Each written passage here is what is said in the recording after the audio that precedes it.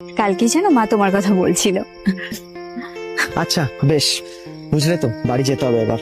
অনেকটা রাত হয়েছে আর কাজও আছে আমার কিছু। এত তাড়াতাড়ি?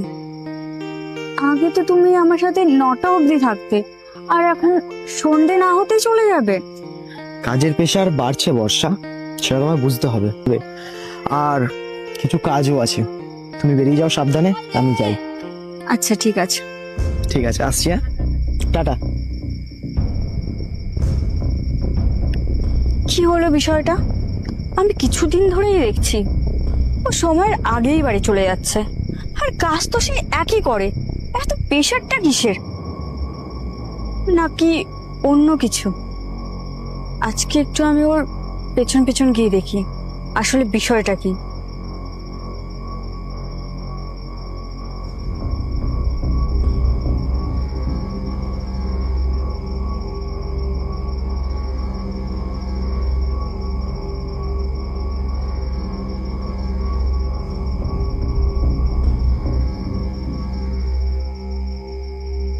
দাদা, কিছু ব্যবস্থা হলো? এর মধ্যে 50,000 টাকা রয়েছে, তুই শিগগিরই গিয়ে ওর ট্রিটমেন্ট শুরু কর। আর যদি কিছু লাগে আমাকে জানাবি। তোকে আর কি বলে ধন্যবাদ দেব?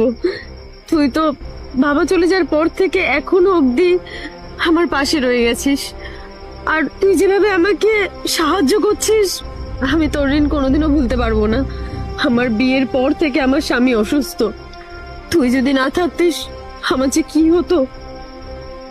দূর পাগল, আমি তো তোর দাদা, আর বাবা চলে যাওয়ার পর তো আমিই আছি না, কে করবে এগুলো? তুই চিন্তা করিস না, তুই ওকে সুস্থ কর, ঠিক আছে? আর চোখের জলটা মোছ, সব ঠিক হয়ে যাবে, সব ঠিক হয়ে যাবে। আর শোন, বেশি লেট করিস না, তাড়াতাড়ি যা, আর কি হয় আমাকে জানাবি। আসছে।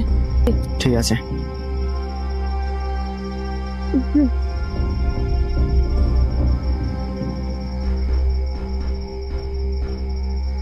বা রাহুল, তো এই ছিল তোমার ইম্পর্টেন্ট কাজ? হ্যাঁ, ছি ছি ছি ছি, আমি ভাবতেই পারছি না যে তুমি এত নীচ একটা মানুষ।